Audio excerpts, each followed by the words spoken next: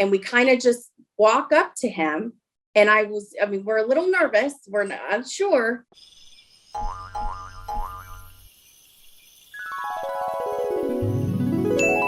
Hello, everyone. This is Mark Peterson with the Frog Outside the Well Research Center. And today I've got a very special presentation.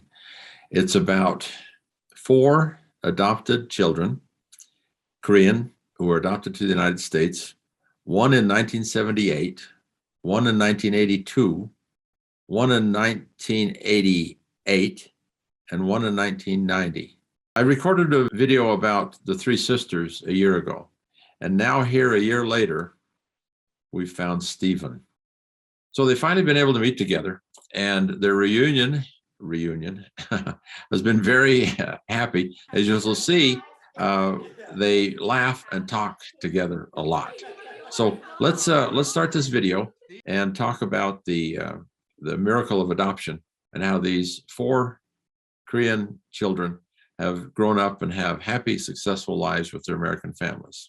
When I first found Janessa, it was really, really overwhelming, actually.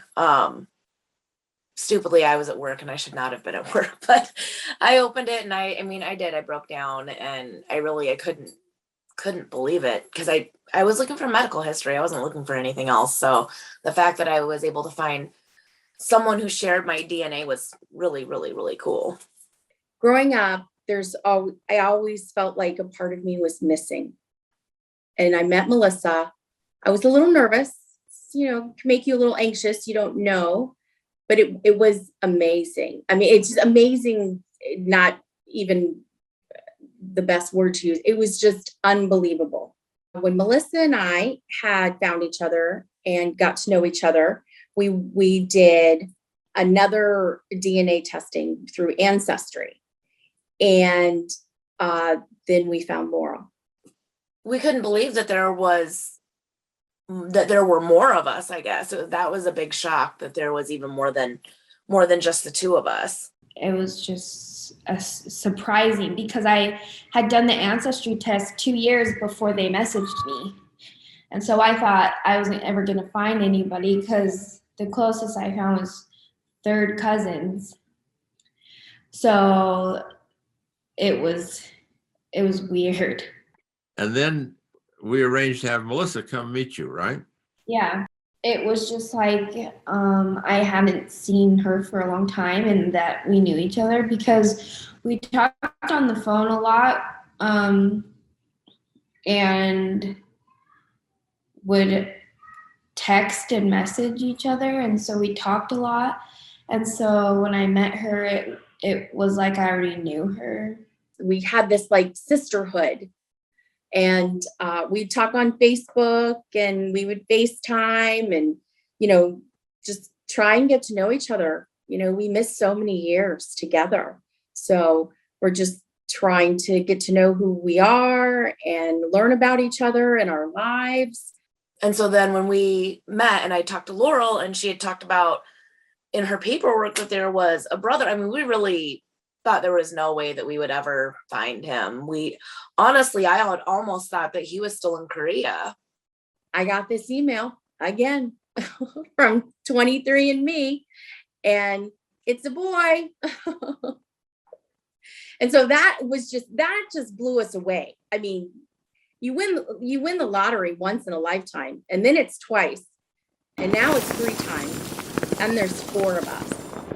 I mean, it truly was unbelievable. What are the odds that, there's 3 sisters out there that, are related to me? I mean, the possibility of that is almost impossible. It's almost 0.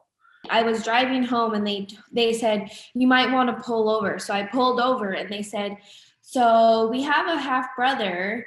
And then 10 minutes later, we were FaceTiming with him. It was very out of the blue, but then as soon as I knew it, I was interested.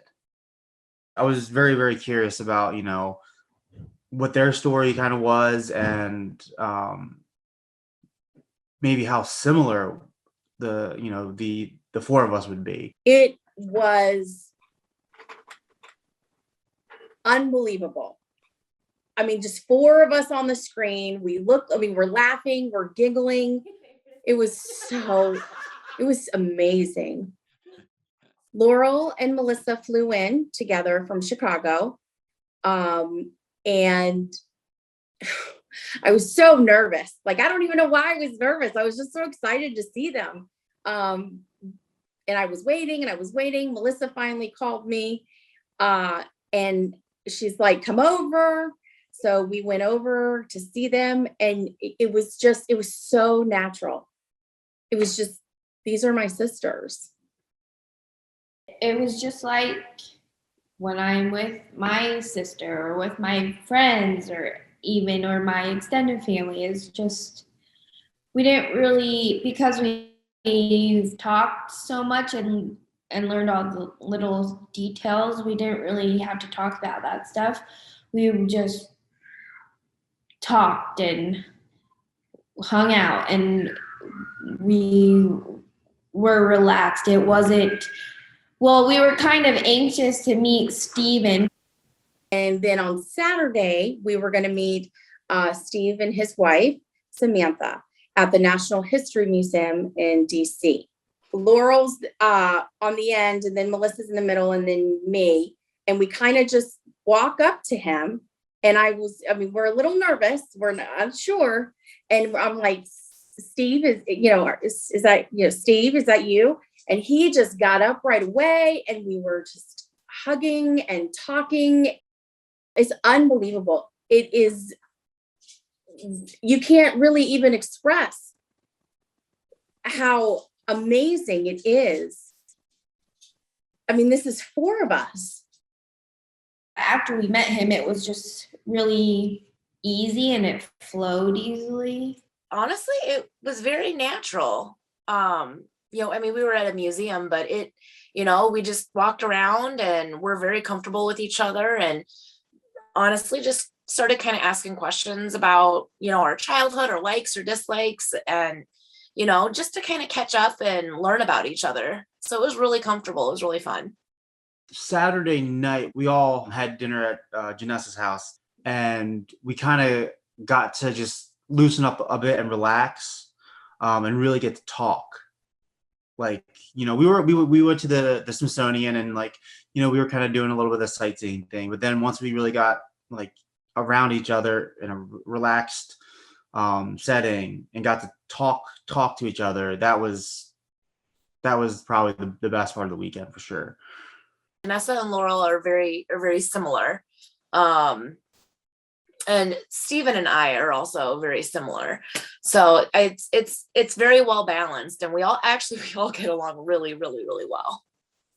All of our favorite type of music is country music. We all have the same feet. They look the same. Steve and I have the same hands.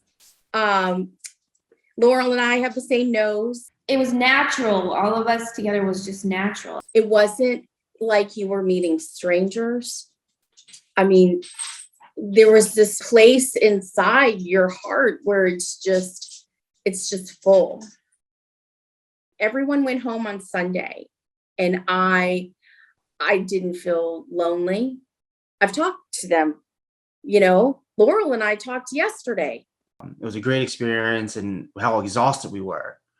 Because it was a huge emotional trip as well, besides being like a physical trip as well, driving or flying or whatever, but the emotions that went into it were a lot.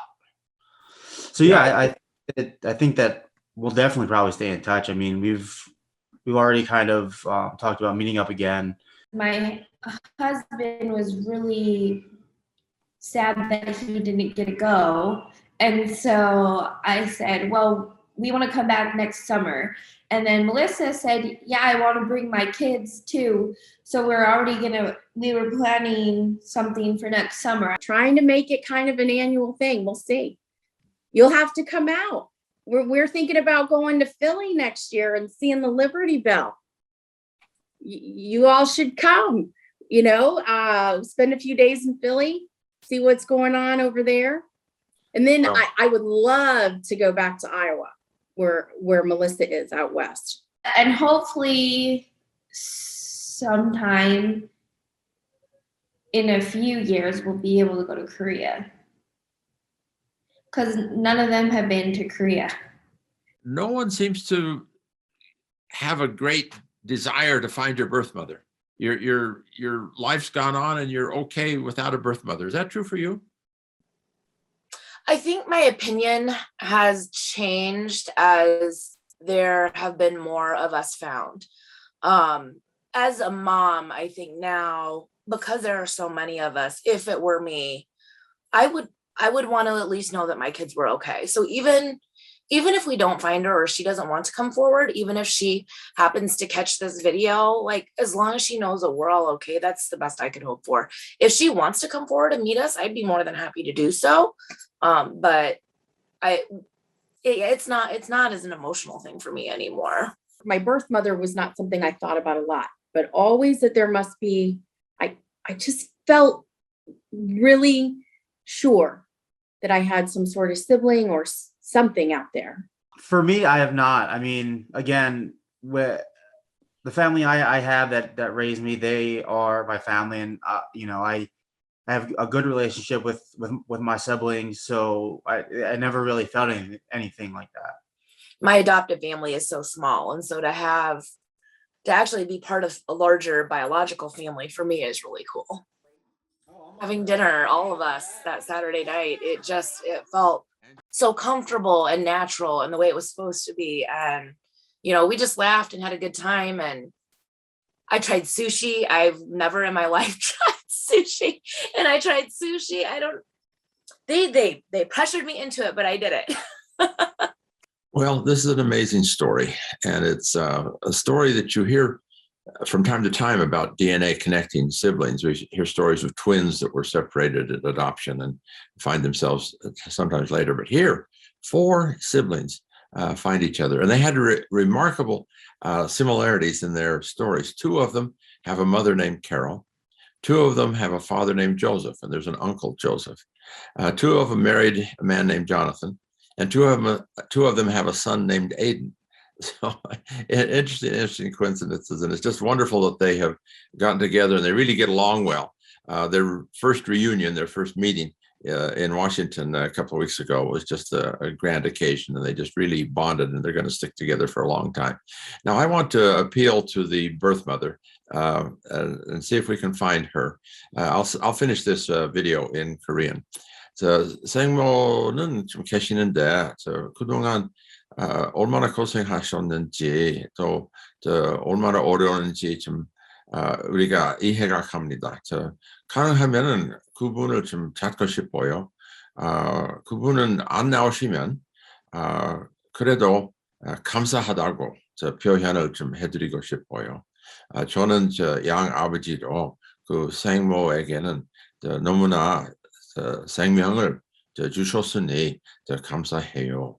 그러니까 여기 끝으로 그 4명은 다 한국말을 조금 배우는데 감사하다고 사랑한다고 좀 끝으로 하겠습니다. 안녕히 가세요. 생모에게 감사합니다. 감사합니다. 감사합니다. 생모에게 사랑해요. 사랑해요. Okay.